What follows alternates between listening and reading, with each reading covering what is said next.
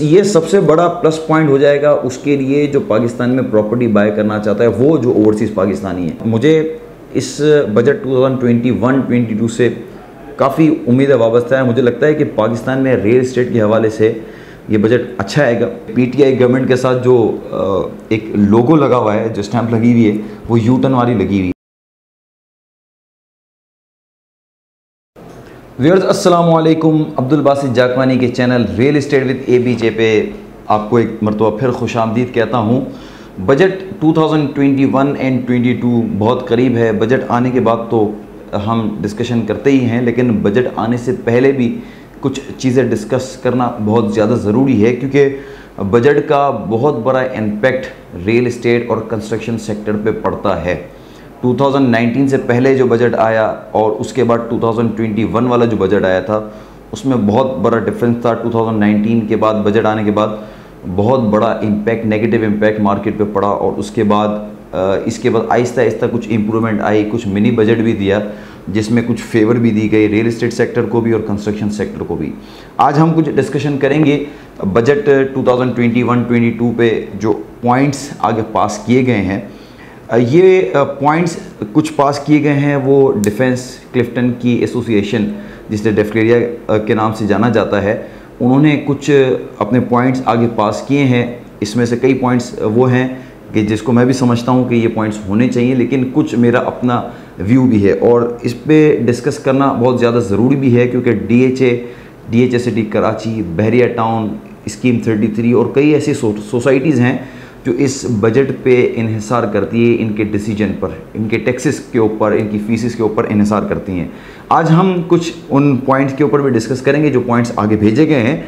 Defence and Clifton real estate की association डेफ्लेरिया ने जो पॉइंट्स भेजे हैं वो मिस्टर शौकत फयाज़ अहमद तरीन को भेजे हैं, जो कि मिनिस्टर हैं फाइनेंस एंड रेवेन्यू के, और ये पॉइंट्स 25 मई 2021 को भेजे हैं।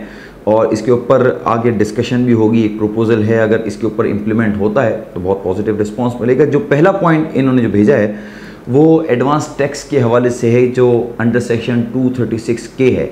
सबसे पहले तो ये समझ लें कि दो तरह के एडवांस टैक्स होते हैं जो आपको प्रॉपर्टी के ऊपर लगते हैं। एक अंडर सेक्शन 236K है, जो कि at the time of transfer buyer के ऊपर लगता है, जो बायर प्रॉपर्टी लेता है उसके ऊपर टैक्स लगता है। और एक टैक्स लगता है एडवांस टैक्स, वो अंडर सेक्शन 236C लगता है। यानी अगर कोई भी सेलर अपनी प्रॉपर्टी टाइम पीरियड के अंदर, यानी जो 4 साल का टाइम पीरियड है उससे अंदर प्रॉपर्टी बेचता है, तो उसके ऊपर वो कैपिटल गेन टैक्स की मद में विद होल्डिंग टैक्स एडवांस ले लिया जाता है, तो वो भी एडवांस टैक्स कहलाता है, लेकिन वो विद होल्डिंग टैक्स की दूसरी शक्ल है। अच्छा, इन्होंने जो पहला पॉइंट डिस्कस किया है वो ये किया है कि एडवांस टैक्स 236K इसको 0.5% किया जाए, क्योंकि अभी फाइलर के ऊपर 1% है। यानी अगर प्रॉपर्टी लेने कोई फाइलर जाता है तो लेट सपोज़ अगर FBR की ऑफिशियल वैल्यू उस एरिया में 65 लाख रुपी है, तो 1% एडवांस टैक्स 65,000 उसे पे करना है।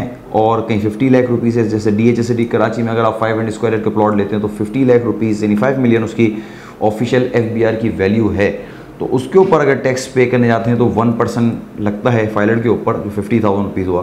तो इन्होंने ये पहला प्रपोजल पॉइंट ये दिया है कि इसको आप 50,000 से यानी 1% से रिड्यूस करके 0.5% तक ले आएँ, और जो कि अच्छा पॉइंट है, होना भी चाहिए। अगर हो जाता है तो बहुत अच्छा है। इसमें आगे मैं अपना व्यू भी डिस्कस करूँगा इन तमाम पॉइंट्स के बाद, लेकिन नेक्स्ट पॉइंट पे हम बढ़ते हैं। इन्होंने जो नेक्स्ट पॉइंट दिया है वो होल्डिंग पीरियड का कहा है कि जो इमूवेबल प्रॉपर्टी के ऊपर जो होल्डिंग पीरियड है वो अब जो इस वक्त जो चल रहा है वो 4 साल का है। अगर आपकी कंस्ट्रक्टेड प्रॉपर्टी है या ओपन प्लॉट है, तो अगर आपने जिस साल प्रॉपर्टी ली है तो उससे 4 साल के अंदर अंदर अगर आप प्रॉपर्टी सेल करते हैं तो आपके ऊपर विद होल्डिंग टैक्स, जो मैंने आपको बताया एडवांस टैक्स 236C लगता है, वो लगता है, वो कैपिटल गेन टैक्स अप्लाई होता है उसके ऊपर, तो वो लिया जाता है। तो इन्होंने ये भी एक पॉइंट दिया है कि जो 4 साल का टाइम पीरियड आप लोगों ने रखा है उसको 2 साल का कर दिया जाए, 2 साल की छूट दे दी जाए। इसमें भी बहुत सारे स्लॉट्स हैं। 4 साल के अंदर अगर प्रॉपर्टी बेचते हैं तो मैंने इसकी एक वीडियो भी बनाई है कैपिटल गेन टैक्स के हवाले से, उसका लिंक भी डिस्क्रिप्शन में मौजूद है। तो एक सेकंड पॉइंट ये बना थर्ड पॉइंट जो इन्होंने लिखा है वो ये लिखा है कि जो FBR का इस वक्त एक प्रॉपर्टी का टेबल है, जो वैल्यूएशन टेबल कहलाता है, वो इसको सेम रखा जाए, इसको बढ़ाया ना जाए। देखें, बात ये कि गवर्नमेंट को टैक्स लेने के लिए एक तो परसेंटेज बढ़ाना पड़ता है, ये FBR की ऑफिशियल वैल्यू बढ़ानी पड़ती है जिससे टैक्स की कलेक्शन हो, क्योंकि पाकिस्तान में बहुत बड़ा तबका रियल इस्टेट और कंस्ट्रक्शन फील्ड से लिंक्ड होता है और बहुत बड़ी इनकम जनरेट होती है रियल इस्टेट और कंस्ट्रक्शन सेक्टर से, तो जिसकी वजह से टैक्सेस भी अप्लाई होते हैं। तो इन्होंने ये कहा है कि जो FBR का ऑफिशियल टेबल जो दिया गया वैल्यूएशन टेबल, इसको जो है वो रिमेन सेम रखा जाए, इसको बढ़ाया ना जाए। अच्छा पॉइंट है अगर ये भी हो जाता है तो, लेकिन इस पर भी मेरा एक व्यू है, वो मैं आगे आपसे डिस्कस करता हूँ। फोर्थ पॉइंट जो इन्होंने लिखा है वो ये लिखा है कि एक एमनेस्टी स्कीम वापस दी जाए जो कि लो टैक्स रेट पे हो। जैसे इससे पहले भी आपको पता है कि PTI गवर्नमेंट में इससे पहले 2 एमनेस्टी स्कीम्स दी गई हैं, जो कैश पे भी थी और फिर इसके बाद प्रॉपर्टी के ऊपर भी थी। ये एमनेस्टी स्कीम थी जिस पे आप टैक्स पे करते थे और जो आपका अनडिक्लेयर अमाउंट था या एसेट था, चाहे वो कैश की सूरत में हो, चाहे प्रॉपर्टी की सूरत में हो, XYZ किसी भी सूरत में हो, तो आप वो डिक्लेयर करते थे, वो टैक्स गवर्नमेंट को आप पे करते थे और अपनी प्रॉपर्टी या अपना कैश ऑफिशियल शो करवा देते थे, वो आपकी वेल्थ में आ जाता था। लेकिन अब चूँकि एमनेस्टी स्कीम 2 आई, उसके बाद एमनेस्टी नहीं है और आज भी बहुत सारे लोग चाहते हैं कि एमनेस्टी स्कीम आए ताकि वो उस अपॉर्चुनिटी को अवेल करें। लेकिन अनफॉर्चुनेटली आप सब जानते हैं कि PTI गवर्नमेंट के साथ जो एक लोगो लगा हुआ है, जो स्टैंप लगी हुई है, वो U-टर्न वाली लगी हुई है। तो अब कई लोग ये खौफ खाते हैं कि फिर हम अगर अप्लाई करते हैं, कई अमाउंट शो करते हैं जो कैश की सूरत में है, अब तो पता है आपको बॉन्ड भी अब तो ख़त्म कर दिए हैं, छोटे से अमाउंट के बॉन्ड सिर्फ रहने दिए हैं, तो आपको अगर शो करते हैं तो उनको एक खौफ है कि कहीं वो फंस ना जाए और फिर उनसे कहीं पूछगछ ना हो जाए। तो ये पॉइंट जो फोर्थ है उसमें भी इसको गवर्नमेंट को इस पर भी नज़रसानी करनी चाहिए कि एक एमनेस्टी स्कीम लाई जाए। लेकिन उन्होंने कहा कि परचेज़र और सेलर को इस दोनों चीज़ों से फ़ायदा होगा, जो कि होगा भी, जाहिर है। अच्छा, इसके बाद फिर इन्होंने 5th पॉइंट जो दिया है उसमें कहा है कि कई जगह रियल इस्टेट बायर्स को जो प्रॉपर्टी बाय करना चाहते हैं उनको जो इशू फेस करने पड़ते हैं वो वाइट मनी के इशूज़ फेस करने पड़ते हैं। तो उन्होंने कहा कि एक बार ऐसा कर दिया जाए कि एग्जाम कर दिया जाए, जब भी अगर कोई प्रॉपर्टी लेने जाए तो उससे कोई सवाल ना करे और वो प्रॉपर्टी ले सके। देखें, ये पॉइंट तो इनका अपनी जगह ठीक है, मैं इससे डिनाई नहीं करता, लेकिन मैं ये समझता हूँ, मेरा अपना पर्सनल व्यू ये है कि गवर्नमेंट को सारा प्रॉपर्टी जो है वो प्रॉपर्टी हो या कैश के हवाले से हो, एक एमनेस्टी देनी चाहिए और फिर सब वाइट सिस्टम कर देना चाहिए। आप अगर प्रॉपर्टी लेंगे तो आपको ऑफिशियल अमाउंट पे लेना है, अनऑफिशियल का सिस्टम ही नहीं होना चाहिए। क्योंकि आज भी आप कई जगह देखें, बहरिया टाउन आप जाते हैं, अगर कोई प्रॉपर्टी लेने के लिए आपने कोई प्रॉपर्टी ली है 1.5 करोड़ रुपए की, तो आपको उस ऑफिशियल अमाउंट लेने 1/3 ऑफिशियल अमाउंट लेकर जाना पड़ता है और उसके बाद जो रिमेनिंग अमाउंट है वो आपको कैश लेके जाना पड़ता है। तो वो कैश की हैंडलिंग बड़ी मुश्किल होती है। इसी तरह DHA में जब आप प्रॉपर्टी ट्रांसफ़र करवाने के लिए जाते हैं तो ऑफिशियल का पे ऑर्डर है और दूसरी तरफ आपको कैश लेके जाना पड़ता है, या उससे पहले ट्रांजेक्शन से पहले अनऑफिशियल आपको कैश जमा कराना पड़ता है। ये बहुत सारी कैश हैंडलिंग में प्रॉब्लम होती है।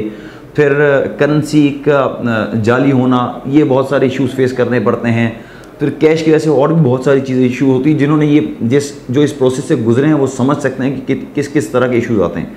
लेकिन अगर एक सिस्टम किया जाए, एमनेस्टी दी जाए और ये कहा जाए कि अब जो भी ये लास्ट एमनेस्टी है और उसके बाद जो भी आप प्रॉपर्टी बाय करेंगे वो विदाउट ऑफिशियल नहीं करेंगे। क्या करें आप? ऑफिशियल जो आपके पास एडवांस टैक्स का जो रेशो है, जो आप गवर्नमेंट फ़ीस लेती है, वो कम ले, टैक्स कम ले और ऑफिशियल फुल कर दे। उसके बाद आप देखें कि हो सकता है कि टेम्पररी इसका एक पैनिक रहे मार्केट में, लेकिन आगे ये फ्यूचर के लिए बड़ा पॉजिटिव रिस्पांस आपको मिलेगा और ये सबसे बड़ा प्लस पॉइंट हो जाएगा उसके लिए जो पाकिस्तान में प्रॉपर्टी बाय करना चाहता है, वो जो ओवरसीज़ पाकिस्तानी है। ओवरसीज़ पाकिस्तानी इस वक्त सबसे ज़्यादा जो पाकिस्तान में इन्वेस्टमेंट करना चाहता है। लेकिन कई लोग तो कर लेते हैं, ठीक है, ऑफिशियल अनऑफिशियल का इशू नहीं होता उनको, क्योंकि उनके पास वो जो रेमिटेंस करते हैं, उनके पास जो सोर्स ऑफ इनकम है वो पाकिस्तान से बाहर की है। लेकिन उनको ये भी नोट करना चाहिए कि जब अगर ये चीज़ सब ऑफिशियली हो जाएंगी, जब सब चीज़ें क्लियर हो जाएंगी, तो पाकिस्तान में बहुत ज़्यादा पैसा आएगा और इसके ऊपर फोकस भी करना चाहिए गवर्नमेंट को। तो मेरी एक ये इस तरह की सजेशन थी। अच्छा, फिर इन्होंने लास्ट एक जो पॉइंट लिखा है वो एडवांस टैक्स 236C के हवाले से लिखा है, जो मैंने आपको बताया कि जो सेकंड पार्ट है एडवांस टैक्स का, जिसे विदहोल्डिंग टैक्स भी कहा जाता है, और ये टैक्स कैपिटल गेन टैक्स की मद में एडवांस ले लिया जाता है। इसके स्लॉट्स बने हुए हैं, 4 साल का टाइम पीरियड है। अगर आपने पहले साल प्रॉपर्टी ली और 1 साल के अंदर अंदर अगर आपने प्रॉपर्टी बेची, तो इसमें आपने जितना भी गेन किया, लेट सपोज किसी प्रॉपर्टी पे आपने 50 लाख रुपीज़ का गेन किया, 5 मिलियन का गेन किया, तो वो 5 मिलियन के ऊपर आपके ऊपर कैपिटल गेन टैक्स अप्लाई होता है। लेकिन वो इससे पहले जब आप प्रॉपर्टी बेच रहे होते हैं तो 1% आपसे एडवांस ले लिया जाता है विदहोल्डिंग टैक्स की मद में, और वो फिर बाद में जाके जब आप अपने शो करते हैं wealth at the end of year, तो फिर वो टैक्स की कैलकुलेशन बनती है कि आया आपने टैक्स एडवांस ज़्यादा दे दिया है या कम दिया। अगर कम दिया तो आपको ज़्यादा देना पड़ता है। तो ये जो इन्होंने पॉइंट लिखे हैं, इसमें ये जो छठा पॉइंट आपको बता रहा हूँ, इसमें इनका ये जो पॉइंट था, ये जो 1% दिया जाता है eight the time of selling, उसमें भी उन्होंने कहा कि इसको भी रिड्यूस करके 0.5% कर दिया जाए। ये सारे पॉइंट्स उन्होंने लिखे तो हैं, लेकिन ये सब हो जाना इतना आसान नहीं है। अगर हो जाएगा तो मार्केट में बहुत काम आएगा और आना भी चाहिए काम। मुझे इस बजट 2021-22 से काफ़ी उम्मीद वाबस्ता है। मुझे लगता है कि पाकिस्तान में रियल एस्टेट के हवाले से ये बजट अच्छा आएगा और अच्छी इंसेंटिव्स इनको देने चाहिए। अगर गवर्नमेंट अच्छे स्टेप लेगी तो आगे पाकिस्तान में बिज़नेस भी आएगा। और इस वक्त जो कोविड की सिचुएशन है, पूरी दुनिया डिस्टर्ब है बिज़नेस के हवाले से। जो पाकिस्तानी बाहर हैं पाकिस्तान से, वो चाहते हैं कि अपनी प्रॉपर्टी पाकिस्तान में बना लें। और इस वक्त पिछले 5 साल पहले आप चले जाएं और आज आप कराची या पाकिस्तान के दूसरे एरियाज़ देखें तो बहुत ज़्यादा डेवलपमेंट है, बहुत ज़्यादा प्रॉपर्टीज़ में काम हो रहा है। कंस्ट्रक्शन आप देखें, बड़ी बड़ी बिल्डिंग्स बन रही हैं। कई ऐसी जगह हैं कि जो सोसाइटीज़ नहीं चलती थी, आज वो भी चलना शुरू हो गई हैं। तो ये चीज़ों पे तमाम को फोकस करना चाहिए। मेरे पॉइंट्स गवर्नमेंट को इस पे अप्लाई करना चाहिए और ये पॉइंट्स आगे जो पहुँचे हैं इस पे अप्लाई भी करना चाहिए। और जो मैंने ऑफिशियल की बात की कि तमाम सब कुछ वाइट हो जाए, ये बहुत मेन पॉइंट है, ये बहुत ज़रूरी है। अगर इस बजट में नहीं करते तो अगले 1-2 साल में ये सारी चीज़ें क्लियर हो जाएंगी। तो मैं दुआ करता हूँ कि बजट अच्छा है और अल्लाह पाक बेहतर करे कि DHA सिटी कराची, बहरिया टाउन, स्कीम 33, जहाँ भी आपकी इन्वेस्टमेंट है आपको इसमें ग्रो मिले, रेट ऑफ एप्रिसिएशन आपको मिले। अल्लाह पाक बेहतर करे। अपना बहुत ख्याल रखिएगा। मिलते हैं इंशाल्लाह नेक्स्ट वीडियो में कुछ नई डिस्कशन के साथ। अल्लाह हाफ़िज़।